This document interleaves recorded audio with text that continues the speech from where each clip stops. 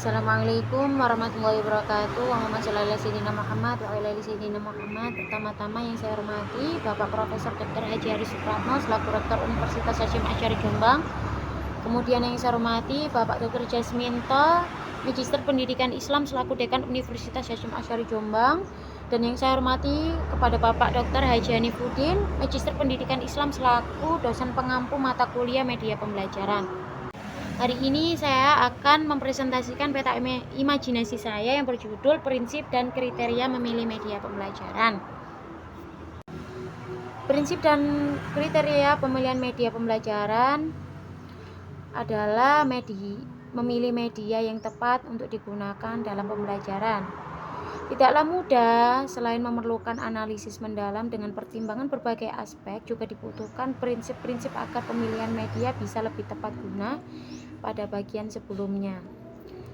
Tenaga pendidik harus mempertimbangkan landasan filosofi, psikologis, dan sosiologi dalam memilih dan menggunakan media pembelajaran.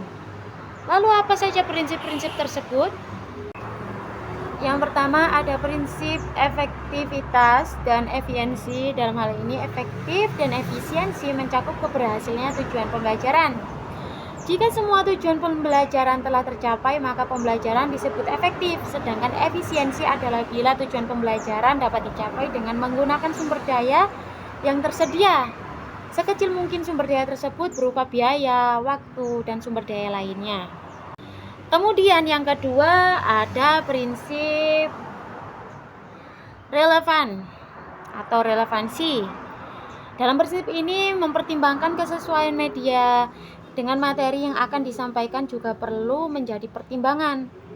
Tenaga pendidik dalam memilih media pembelajaran, pendidik itu dituntut untuk bisa memilih media yang sesuai dengan tujuan, isi, strategi pembelajaran, dan evaluasi pembelajaran media juga harus relevan agar dapat meningkatkan fungsi dan manfaat media itu sendiri.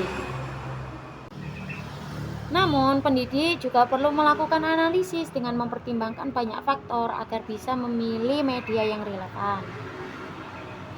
Sehingga dalam hal ini tujuan pembelajaran tercapai, hemat biaya, efektif, dan peserta didik dapat memahami pembelajaran atau materinya itu dengan mudah.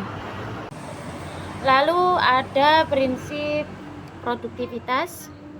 Dalam hal ini pendidik juga perlu memperhatikan media pembelajaran yang produktif. Yang dimaksud produktif adalah memudahkan pendidik dan peserta didik dalam mencapai hasil pembelajaran yang optimal dan sesuai tujuannya. Semakin produktif media yang digunakan, maka akan semakin cepat dan tepat tujuan pembelajaran terrealisasikan. Jadi dalam hal ini juga memudahkan, juga mempercepat tercapainya tujuan belajar, dan juga sesuatu yang diinginkan dalam pembelajaran itu dapat segera tercapai dan terrealisasikan. Lalu materi selanjutnya adalah masuk pada kriteria pemilihan media pembelajaran. Tadi kita sudah membahas prinsip dan sekarang kita membahas kriteria pemilihan media pembelajaran. Hal ini juga perlu diperhatikan ketepatan dalam memilih media yang digunakan dalam proses pembelajaran. Apabila tidak tepat dalam memilih, tentu tidak akan dapat menunjang kelancaran proses pembelajaran tersebut. Lalu apa saja kriterianya? Yang pertama ada kesesuaian media dengan tujuan pembelajaran atau media tepat guna. Perlu diingat atau memilih media yang perlu digunakan juga mengacu pada tujuan pembelajaran atau tujuan instruksional dan yang dapat dipilih harus sesuai untuk menunjang kelancaran pencapaian tujuan pembelajaran. Media tepat guna merupakan media yang dapat dipahami bahwa pemilihan media telah disandarkan pada kegunaannya. Kemudian masuk pada kriteria, yaitu yang kedua, kondisi peserta didik. Dalam hal ini pendidik perlu memperhatikan kondisi peserta didik sebelum ia memilih media pembelajaran.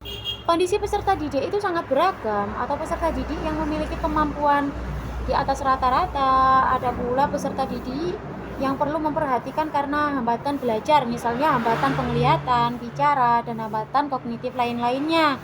Jadi dalam hal ini pendidik itu harus memperhatikan kondisi-kondisi dari peserta didiknya. Jadi nggak bisa memilih asal media pembelajarannya. Kriteria selanjutnya yaitu memperhatikan ketersediaan. Dalam hal ini perlu dipertimbangkan karena dengan keanekaragaman peserta didik, media pembelajaran harus diupayakan tersedia. Apabila media belajar yang bersifat teknologi canggih tidak tersedia, maka dapat memungkinkan pendidik mengembangkan diri sendiri dengan alternatifnya. Lalu kita juga perlu memperhatikan biaya-biaya yang disediakan untuk memilih media pembelajaran perlu sesuai dengan proses dan hasil pelajar atau hasil pembelajaran yang akan dicapai.